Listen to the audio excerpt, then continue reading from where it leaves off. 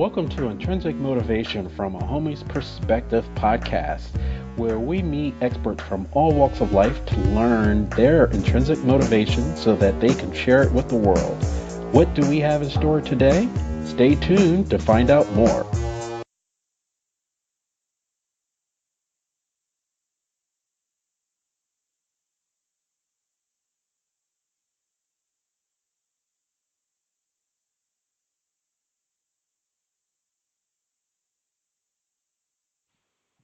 Good morning, good evening, good afternoon, everybody out there in podcast land. You are in tune to another episode of Intrinsic Motivation from a Homie's Perspective. This is Hamza.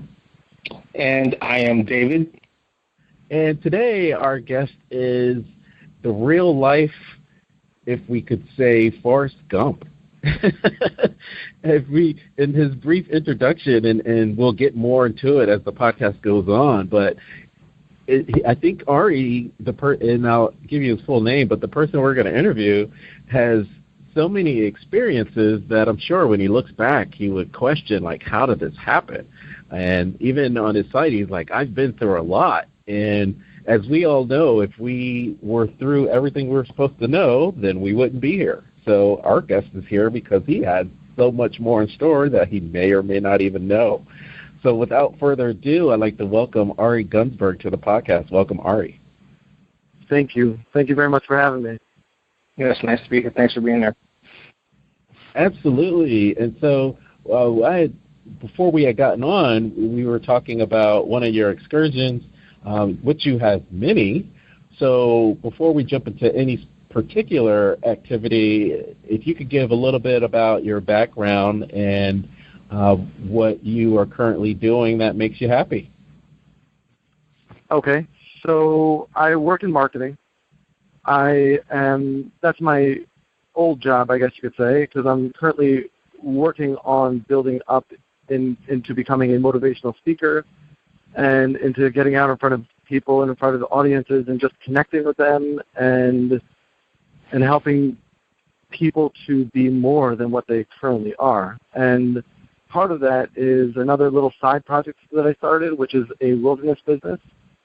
And that's one of the projects that I was just telling you about, where I ended up in Yosemite unexpectedly this summer.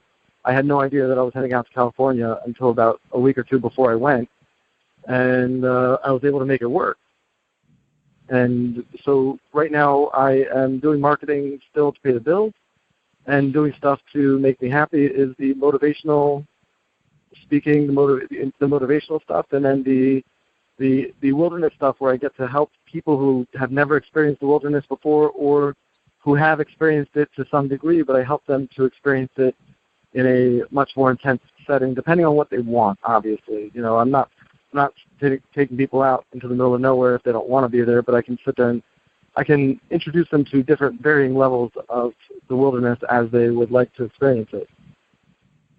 Now, when I think of the wilderness, I think of an old Ice-T movie where he had gone out with his friend to the wilderness, and he thought they were going to go hunting, and it turns out he was the hunted. So would that be your extreme package?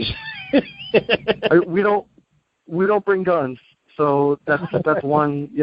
We just do not. No, I'm kidding. We don't. We do bring knives, but we're not doing any hunting or hunted or anything like that. So there is. I think that survivalism and wilderness tend to get mixed in with each other. And so what I'm doing is not really survivalist experiences, right? So a survivalist would be, let's go out into the middle of nowhere with nothing but a knife, or with nothing but a bow and arrow, or with nothing. Or, you would sit there and you would limit what you would have when you're out in the backcountry, out in the wilderness, and then you would try to survive with just that. But what I'm looking to do is I'm saying, here's your gear list, here's the stuff that you're going to need to be safe, to be warm, to be dry, to be able to experience the wilderness in as close to a safe way as possible. And then everybody brings their gear, and then because we all have gear, we're able to, have as good a time in the wilderness as we are permitted by nature's changing ways. Now, as a child, I'm thinking as a child that I know I have. I don't know about you, David, but I used to get in trouble a lot because I used to always stare outside the window. And, I'm daydreaming and my mind would wander. And then as an adult, I'm sitting in this corporate tower, but I'm again looking outside the window because it's just calling me. Something else is out there that I should be doing that would make my life worth living. Is that a similar story where you were doing marketing, as you say, to pay the bills, but the wilderness business is more of your what makes you tick? Yes, quite so. So I work in front of a computer all day long, and I don't like it that much. Like, there's certain aspects to it that are amazing.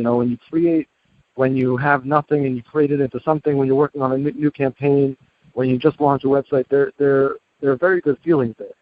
But the act of sitting in front of the computer all day long, it just doesn't mesh with, it doesn't help me feel alive. Let's put it like that. And so about a year ago or so, I was in the car with my wife. We were traveling somewhere or another, and I was talking about, what am I passionate about, or what would I like to do? And this is, I believe, in addition to the motivational speaking thing that I was already starting to get working on. And I mentioned that I had always wanted to do stuff with wilderness, and I was like, but it would be really hard because I don't know how I would leave a few times a year for 3 days, 5 days, 10 days. And she was like, I think I could do it. And I was like, are you serious? And she said, yeah. So with that, I said, great, and started putting everything into motion to get this wilderness thing off the ground. And we ended up having our first trip this past winter. We did ice climbing and winter mountaineering in Ouray, Colorado, and it was a blast. And then since then, I did 2 small trips this summer. Both, one of them was scheduled. One of them, like I said, was unexpected, but it was due to the scheduled one. And so now I have it's small. It's not like something I'm going to become rich off of or anything, but it's something I'm very passionate about, and it's an opportunity to help people experience the wilderness like they've never seen it before. Absolutely. I'm thinking, if I may, with marketing, as you're saying, you're starting from nothing, and then you get to see this baby happen where you have a lot of uncertainty, and then it's running smoothly, and then you just kind of tweak it. And does it feel the same way as far as you have an idea? Because the wilderness may not always be a conforming to what you want, right? You have to work around wilderness. So give us an example of what it's like as far as what you planned and then how it may have gone awry, but then ultimately it turned out to still be a great event. Well, so far, not a single trip that I've initially planned has gone off, meaning nothing's worked yet. But that's okay. And it happens to be that as long as you expect the unexpected is not going to mess you up. Do you know what I mean? Mm-hmm. Yeah. So now let's just talk about this recent trip to Yosemite, because I think that's a really good example of what you were asking before. I was asked to go because these two 21-year-olds decided that they wanted to go backpacking somewhere. They were thinking about the Appalachian Trail. One of their dads was like, why don't you do Yosemite? So they were like, sure. So they went. They booked all their tickets. They're getting ready to go, and the dad starts looking a little bit more into Yosemite, starts seeing mountains, cold, hot, heat, hydration, hiking, trails, off trails, huge expanses of park that nobody has, without knowing where you are, you can't find your way out if you get lost. Bears, mountain lions, all sorts of things that started getting him a little bit nervous about sending 2 guys who really had no experience in nature out into the middle of nowhere. So when he saw that I was doing the overnight camping trip for another one of the sons, and I guess he must have looked at my website and seen that I do this type of stuff, right? I know him through other ways.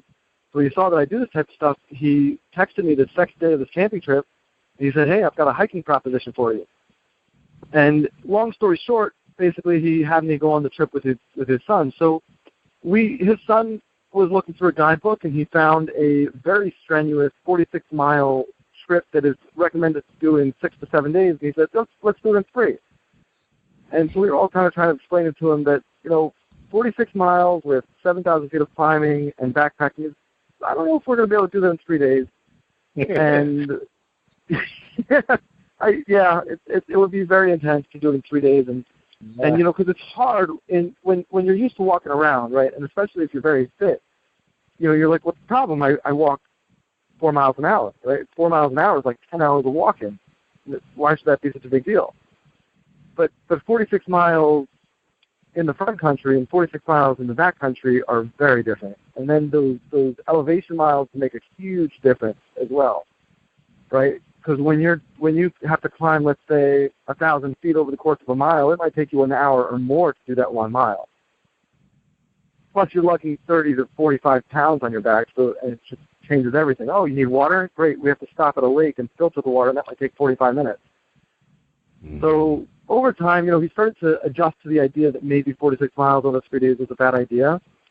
And yeah, basically. And then when we got there, actually, I started watching the news because there was this whole Ferguson fire going on in California at the time, which was happening at the time. It was a very small contained fire, and over the course of the weeks afterwards, it blew up. And I think when I started watching it, it was around 3,000 acres. And when a week or two after I got home, it was up to like 54,000 acres.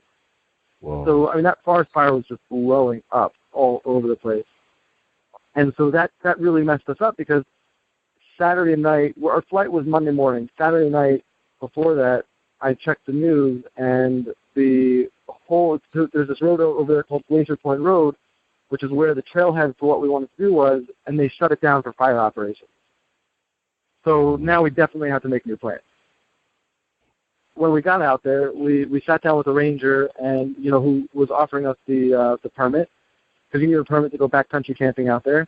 And we discussed some plans with him, and I put it up to the guy who brought me out. I said, which one of these plans do you want to do? And he picked a plan, and so we did it. And that worked great up until day 2. So the first day we did like 10 or 11 miles with some feet of climbing and stuff.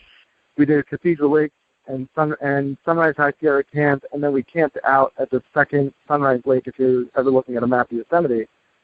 And the next day we went to do, it's about an 11-mile round trip hike to something called Cloud's Rest, which, if you've heard of Yosemite, there's a very famous climb called Half Dome, which you need to climb using steel cables. And you need to request permits 6 months in advance, and it's not even definite that you'll get permits, and it's very hard to get it. And then even once you get it, it's very hard to get up. It's an extremely strenuous climb. But Cloud's Rest is very close by. It's a little bit further walking-wise, but it's a little bit close. It's a little bit less intense of a climb.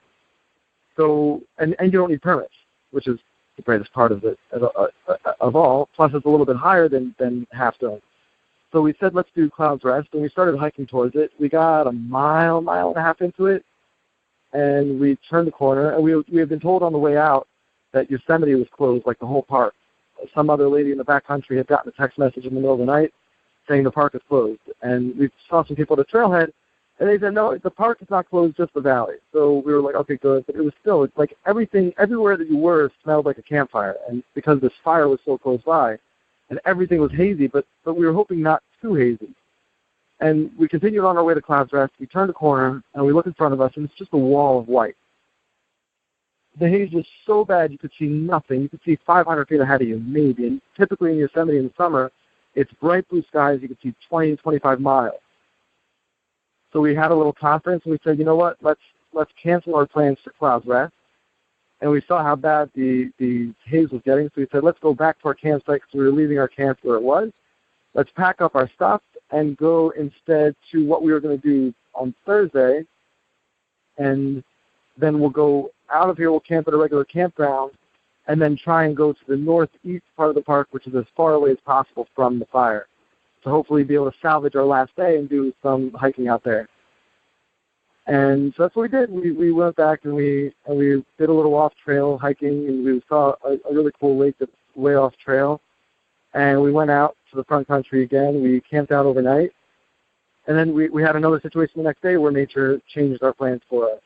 I don't know if you guys want to hear about that. No, we love when nature actually has better plans for us, and we're the ones that, maybe misspeaking for you, David, but it's always funny. We always call them God winks, or if we want to make plans, we want to make God laugh, make plans. So you're right. out of nature, so you're dealing with this daily. Right. So, I think there's a Yiddish saying like that, and I butcher it quite a bit because I don't really know Yiddish, but I think it's man schaft, God laughs, which is like, man plans, God laughs. Mm-hmm.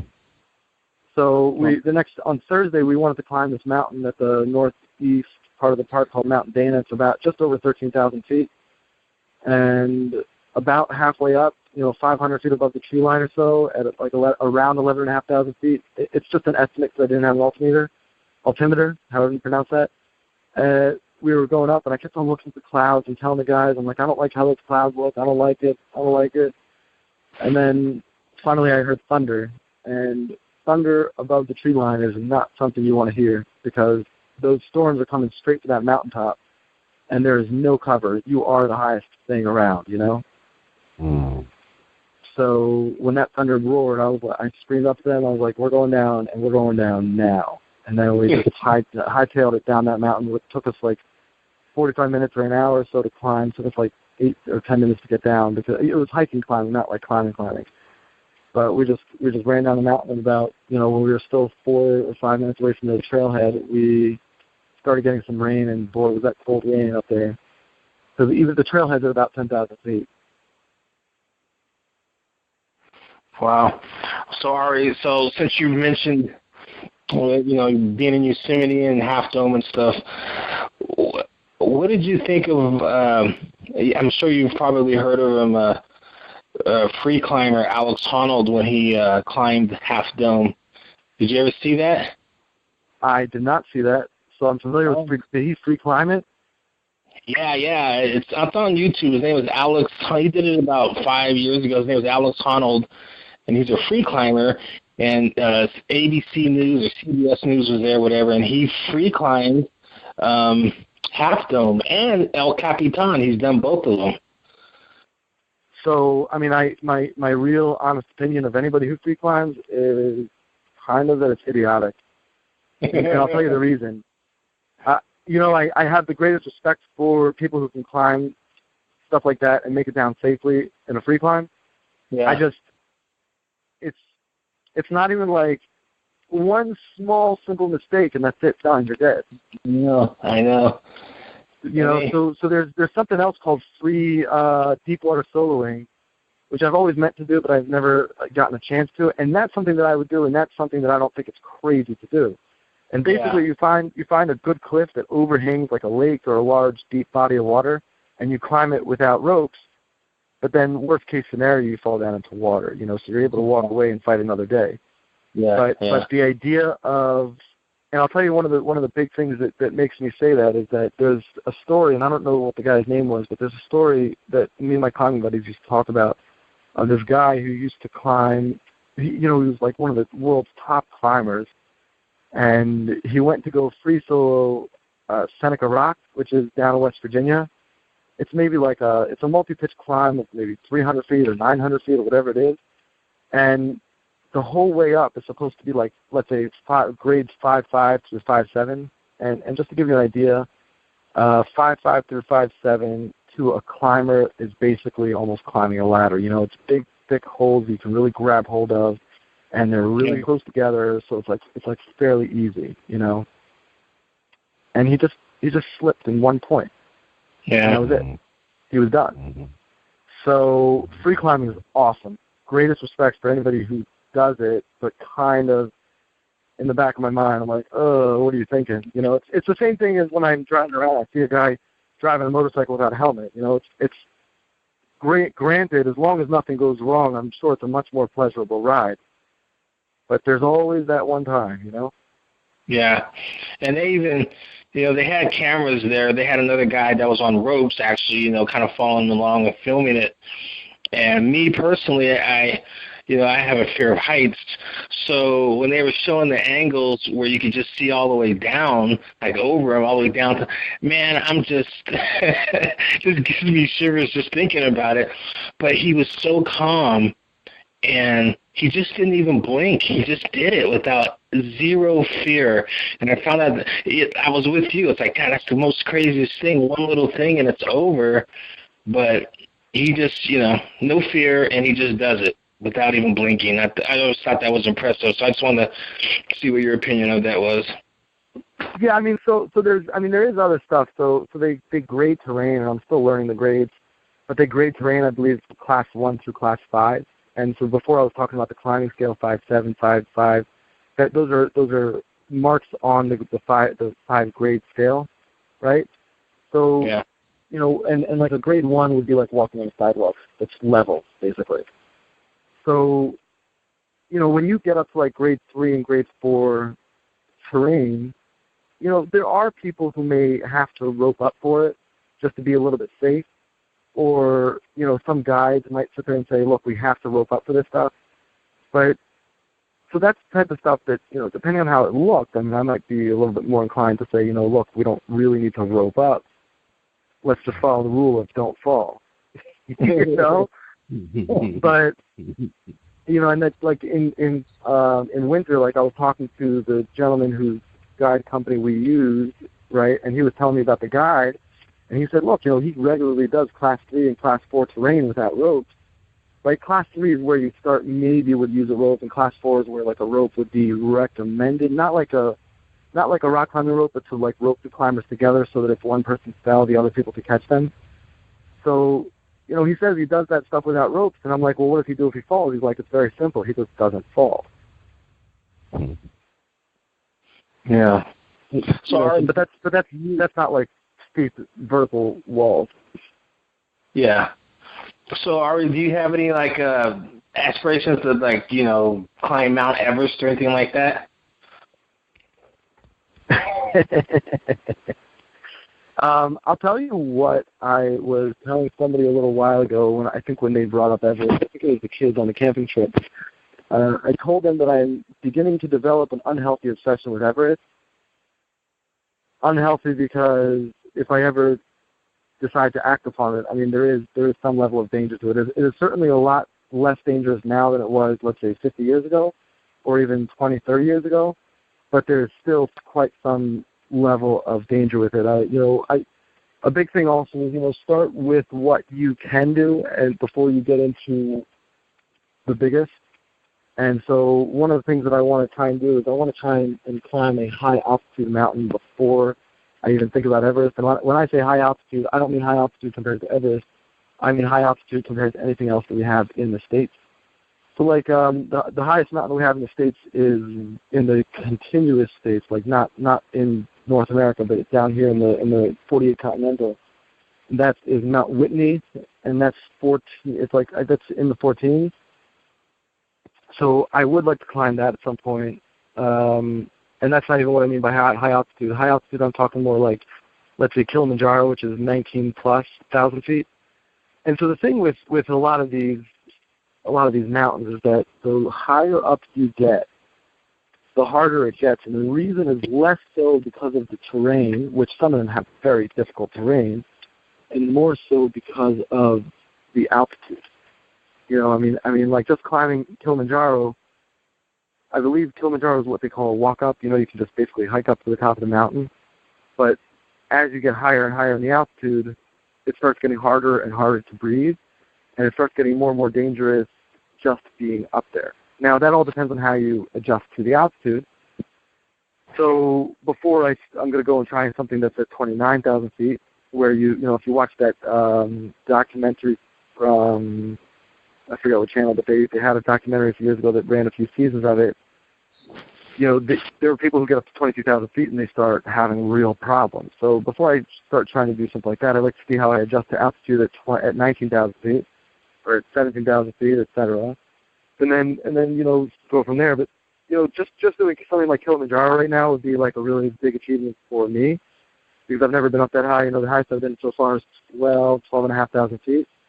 And I felt fine, but you never know. Like every 1,000 feet, 2,000 feet that you add up to the elevation, it raises the potential for things to happen. And when you start getting up to like 18,000, 19,000 feet and above, that's when things like pace and shape start becoming an issue, and I believe those are high-altitude cerebral edema and high-altitude pulmonary edema, which basically is the brain or the lungs swelling with fluid just by being up at high altitude.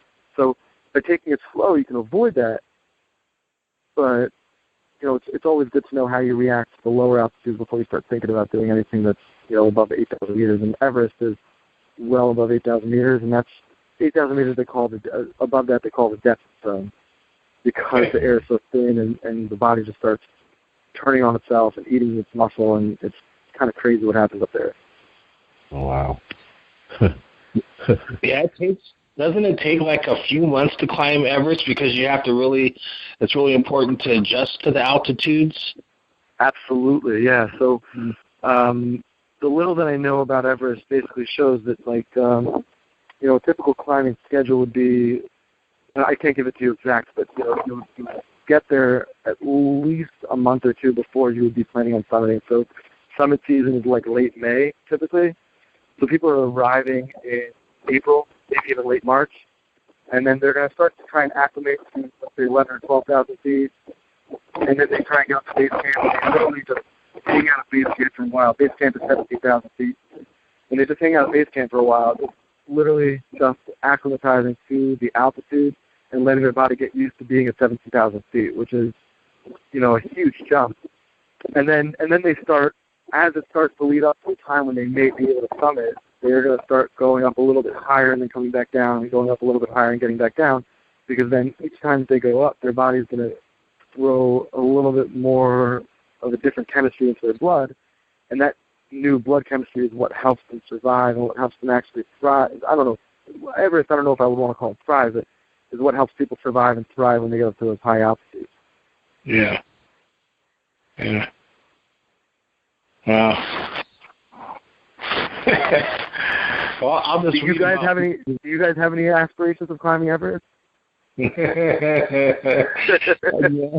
I'll just read about people doing it and watch documentaries, but Everest just chews people up and spits them out to me. So I'm just staying away from it. Everest does that. Yeah. You said that it's different today than it was, 50 years ago. It's a lot easier to attack it. Are there other hacks, like, before they didn't have pills for motion sickness for those going on cruises? Are there other biological hacks that you could do that makes it easier to go through those extremes? So they have a pill. It's called I think the company name is Diamox. And what that pill does is, I don't really have a good understanding of it. I have the understanding from the guides that I spoke to Dispatch Venture. But basically, it tweaks the blood chemistry a little bit to create, I believe, more red blood cells, which helps oxygen move throughout the blood better, which helps with altitude. Now, they say, you can take the pill, but this, as far as I know, the pill is more like, let's say you were going out to Colorado to go skiing, and you're going to stay at 8,000 feet, and you live at 1,000 feet, you're going to stay at 8,000 feet, and you're going to go skiing, which is going to get you as high as 11,500 feet. But you're like, let's say, landing, going skiing for a day and a half, and then getting back on the plane and leaving. So, I think the pill would be good for doing that, because it just helps you just get that really quick adjustment so you're not getting those pounding headaches up to 12,000 feet.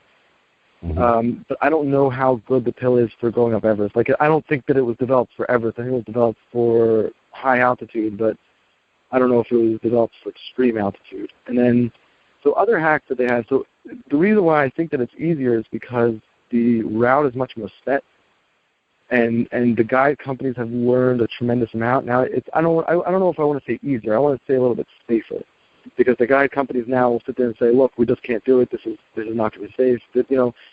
They're trying to run a company where everybody goes up and everybody comes down, even if they don't summit. Right, because on something like Everest, as soon as somebody can't walk, they're basically dead. It's just the reality of being up that high because what they say is that every pound weighs about 4 pounds, because there's so little oxygen and it's so intense to move around up there. So if you have a 180-pound person, that's the equivalent of 500. 160, 720-pound person. So how many people would you need to bring it down? It's almost impossible. I mean, there are some rescues that happen at very high altitudes, but they're few and far between. So it's a little bit safer because I think they know a little bit more what to look for on the way up, and because the routes themselves are more set and more safe. They reset the route every single year, but now we're getting into a different type of danger, meaning what used to be the danger forever, to my knowledge, and again I don't know, is that you have this really intense mountain that's really, really tall, and you don't know what parts are safe and what parts are not, and you don't know, you're not used to what the weather patterns are and when the best time to climb is, and there's all these unknowns. Now we know all that stuff, so now what the new danger is too many people. Mm. You hear about stories where somebody's standing at one spot waiting to climb up the ladder to get to the next spot, and they're waiting for 50 other people. And let's say 3 of them are with a guide company that didn't do a lot of, work with their people to make sure that they were in the right shape to do it, and these people are stuck and they can't move. And you've got 50 other people waiting, and now those people are, it's cold up there.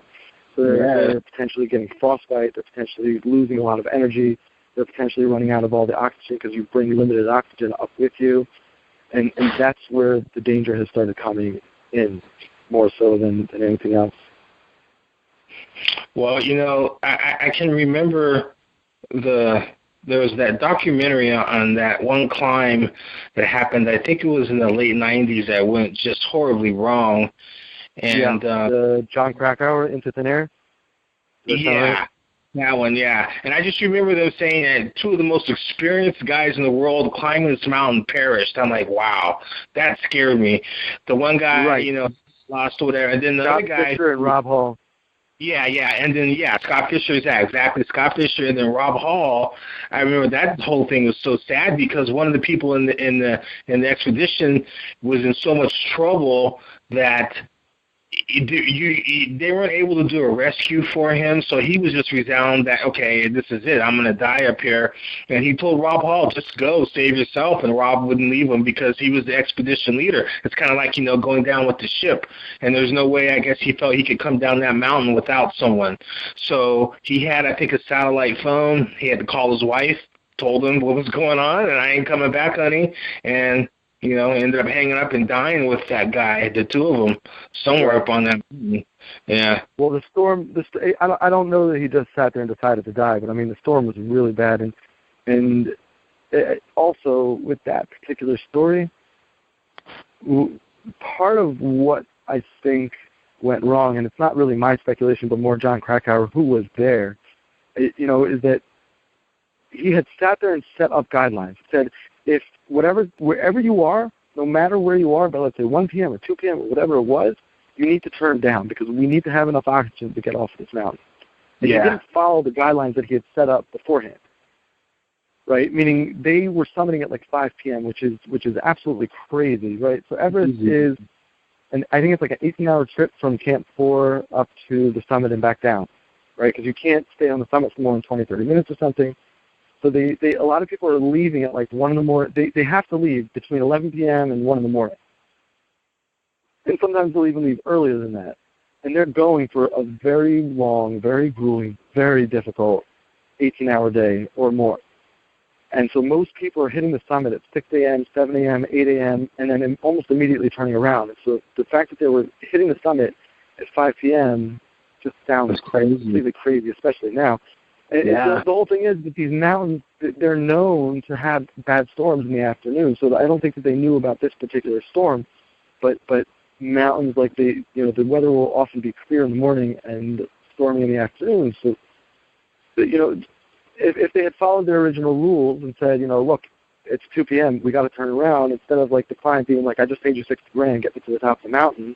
Yeah. That's where it comes. That's where it kind of gets very difficult. And there was stuff. There were things, if you read through the account, there were things going wrong like left and right. And that's another thing that I've been seeing with nature. So one of the things that with this nature wilderness company is I make people sign a waiver. I don't want to be. It's hard to be. I can't be responsible for that type of stuff. Yeah. But so the wilderness is a dangerous place. But my belief is that if you recognize what the dangers are, and you take as many steps as possible to mitigate the dangers, and you are as careful as possible, then I don't want to say that it's a safe place, but it's a much safer place than if you're just willy-nilly about it and say, whatever, let's just go out. You know, an example is that on a recent trip, I recommended people bring some layering clothing just in case it gets cold. And they didn't bring it, which was fine because it didn't get cold. But if the temperature had dropped by 40 degrees, then there was a real danger for hypothermia. You know? And that's one of the reasons why I have a waiver, because I'm not going to sit there and take responsibility for somebody who says, hey, you know what, I'm just not bringing that layering clothing. Yeah. But you know, so you prepare for, you expect the best, but prepare for the worst. Yeah. So, Ari, your wilderness adventures, your J treks, is that just for geared towards the Jewish community, or is that for anyone could do the treks? Well, I don't mind taking anybody per se. The fact is that the cost of the trips would typically be probably prohibitive for anybody except for the kosher community, because it's a little bit more complex to get the kosher food and to figure it all out. Oh, okay. I'm very happy to arrange trips for anybody, but basically I'm an extra step that is, I don't want to say necessary, but very, very helpful if you're trying to do a kosher trip. But if you're not trying to do a kosher trip, I'll give you an example. This trip down in Uray, Colorado, so I sat there and I found a guide company, and I arranged the kosher food, and I made sure that we had a place to stay over here, and I had the hotel, and I had all the logistics figured out. Now, if you take the kosher food out of the mix, right, then let's say you guys want to go do the same trip, you call into a place, you find out who the guide companies are, you hire one of them, they sit there and they say, hey, do you want us to get the food or not? And you say, sure, get the food, and that's it, you're done. You know what I mean? Yeah. Whereas with kosher food, I mean, they don't, as an example, they don't make kosher backpacking meals. I had to invent them, essentially, using kosher ingredients and stuff, and so, I mean, if somebody was looking for somebody to take care of the logistics of a wilderness trip, I would love to help them out. But again, typically the numbers are not going to make sense except for the kosher consumer. Yeah. Yeah, that makes sense. And I was also thinking that, you know, when you're out in nature and hiking or climbing the mountains, and you come back down, you feel like a great sense of accomplishment. And I was wondering if on all of those excursions, that is what gave you the bug to become a motivational speaker. Oh, good question. I actually got the bug to become a motivational speaker before that. I did do a wilderness trip when I was much younger. I went on an outward bound trip. It was a 10, 11-day sailing and rock climbing trip. But the bug to become a motivational speaker came probably about a year and a half ago. I was talking to my brother a lot about kind of like what to do that would fulfill me more, that I'm more passionate about.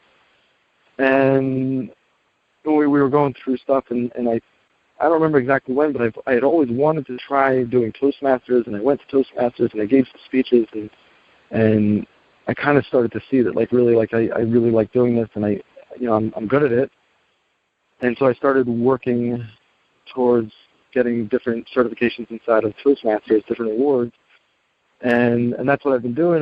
And then I put up marketing materials and stuff, and now I'm still working out the little kinks of exactly how to really build a following and get the word out, and to get the fact that I am a motivational speaker out to people and stuff. And I've got different stuff in the different things in the works. Like, I'm working on a podcast. I've got this other organization that I'm trying to get launched, which it will be focused on helping people essentially build themselves up into becoming greater than what they ever thought possible, hopefully. That may sound a little bit far-fetched, but, a little bit ambitious. But if people are willing to do the work, and I'm trying to develop a program to help them be able to do it. But if people are willing to take the small steps that I will put into place, I truly believe that anybody really could work on themselves and just become better than what they ever were hoping for.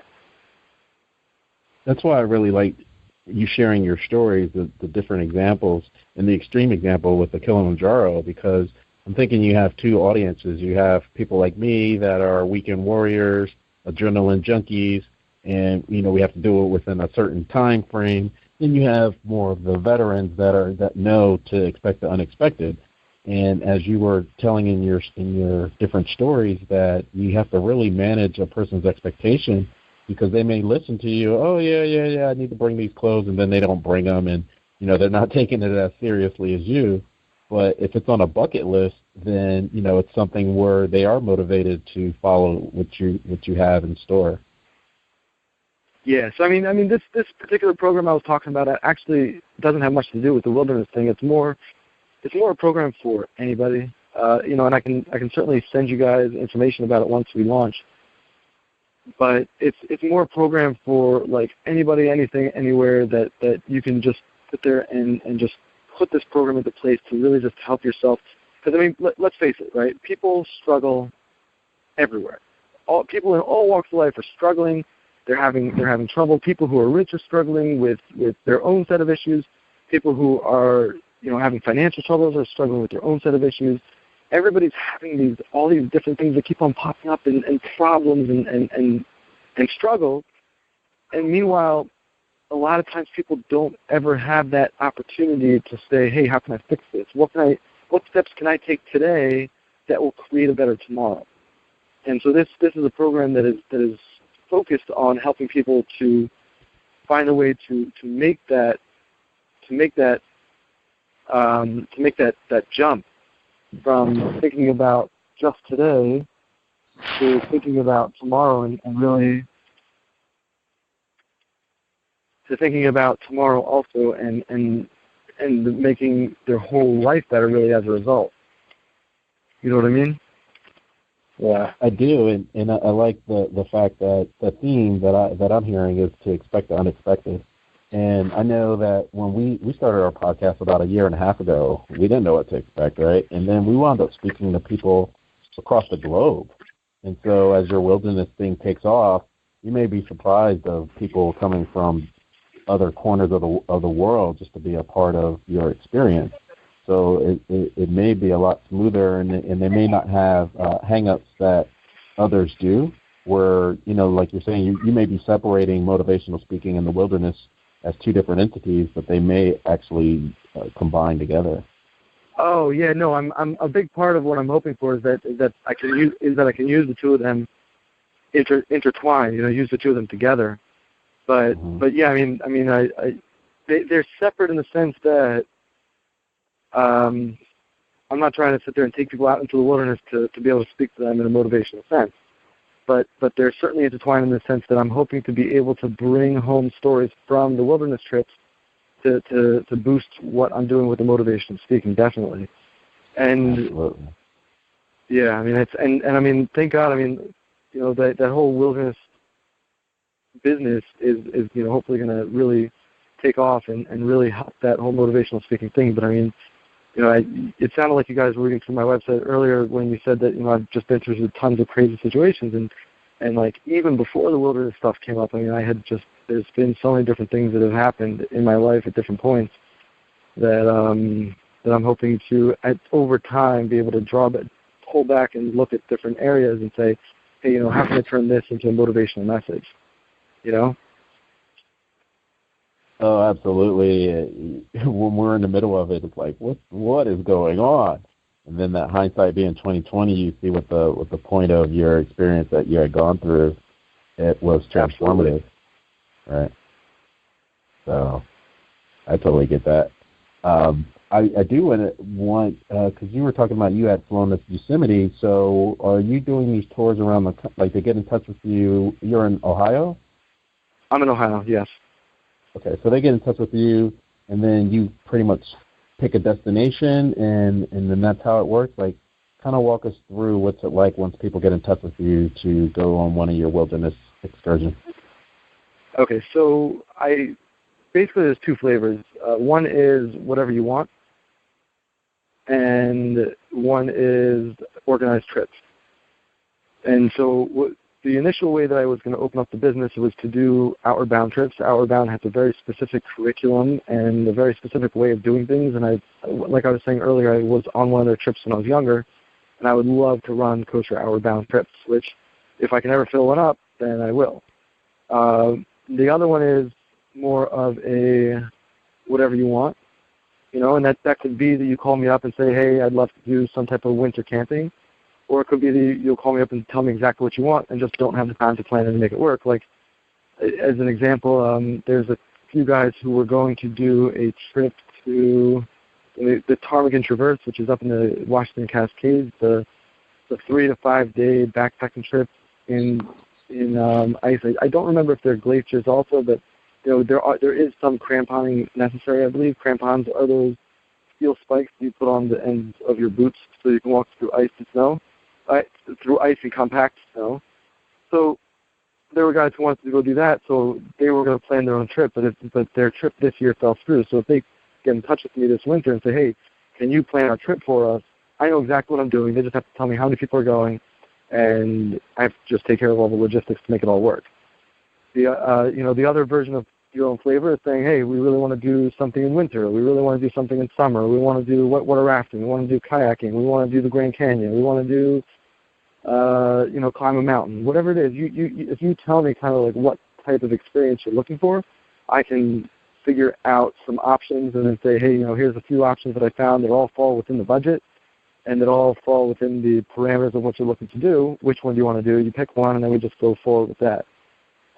And as another example, which is another version of that, pick your own, is I was right before the benefit bike ride that I do for kids with cancer. So I was hanging out in the hot tub drinking beers with some other people who were on that ride. And one of the guys hears about this stuff, and he's like, whoa, he's like, can you do corporate retreats? And when he started hearing about some of the trips that I've done, he's like, wow, he's like, I don't know if we can do something like that with these 60 or 70-year-old executives. And I told him, I said, listen, you guys tell me how intense of a wilderness experience you guys want, and I'll make it happen. We don't, in Yosemite, right, I'm about to get a little bit graphic, sorry, but in Yosemite, if you need to go to the bathroom number 2, you have to dig a 6-inch hole and leave, and then cover it up afterwards. There are other parks where you have to bring what they call wag bags or other stuff, where basically it's a bag that you have to make into and pack. They call it pack out your poo. Which means you have to take it out with you. But just because that's what the regulations are doesn't mean that we can't figure out a way to make it happen. Like, let's just take Yosemite as an example. If I were to design a corporate leadership retreat to Yosemite, I could talk to the rangers and figure out a way to, if we had guides or people who were willing to carry the stuff out, we could use a bucket and make a makeshift toilet with a tent. Or even just dig a bigger hole and make some type of latrine. Maybe I'm not sure how that works with the government regulations. There's ways. Maybe you would make a camp that's not there. You figure out ways to do it, but you can make it so it's a little bit more comfortable than, okay, here's a shovel, go have fun. And if one particular park doesn't work because any of the options that you're going to use to make the bathroom aspect of it a little bit more comfortable isn't going to work, then you pick another park nearby and you hike in or something. There's tons of ways to figure out a solution to what people want. And so again, if there are older people on the trip, but they want like a corporate leadership teamwork trip that's out in the middle of nowhere, we could figure out a way to make that work and figure out a way to make it so that it's in a way that it's as comfortable as they want it to be. We could, take, because I would say that sleeping and bathroom are probably the two areas that people are most uncomfortable with, I would think. I think that's the sleeping. You can just tell them to bring in a little bit thicker of a mattress, something you set up a base camp. You can do maybe like real blow-up mattresses and stuff. There's different ways to do it that you can let people really feel like they've experienced the full wilderness experience, but make it a little bit more comfortable for them. Yeah. I'm laughing because people always ask, does a bear take a shit in the woods? And apparently it happened. Yeah.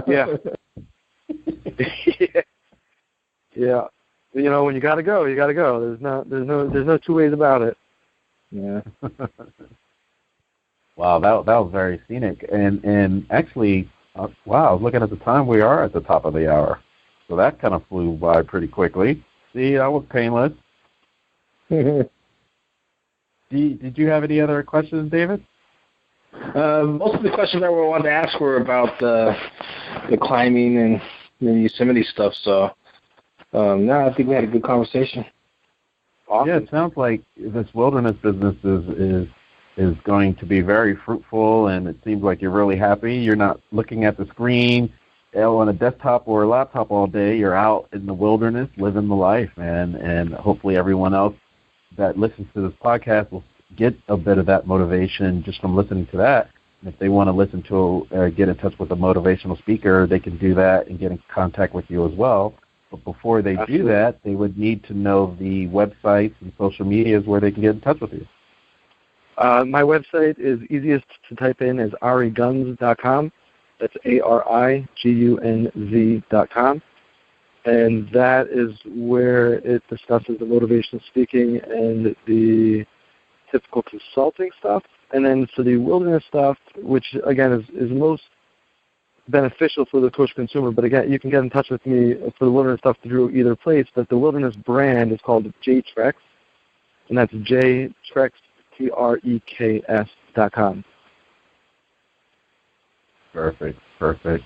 And you have just been attuned to another episode of Intrinsic Motivation from a Homie's Perspective. This is Hamza. And I am David. Ari, it was a pleasure, man. When you are coming back from the wilderness, please stay in touch with us. Sure. Thank you guys so much. Yes, thank you. Thank you. Cheers.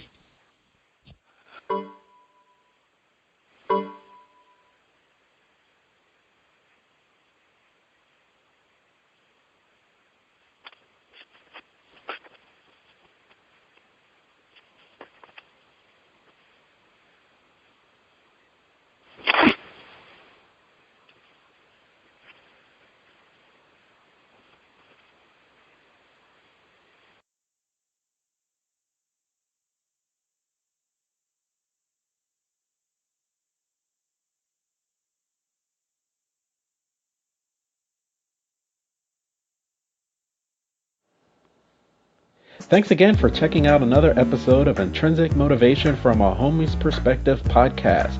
Please check us out on our website at intrinsicmotivation.life, where you can click on the Speak Pipe button and leave any suggestions for future podcasts that you'd like us to cover.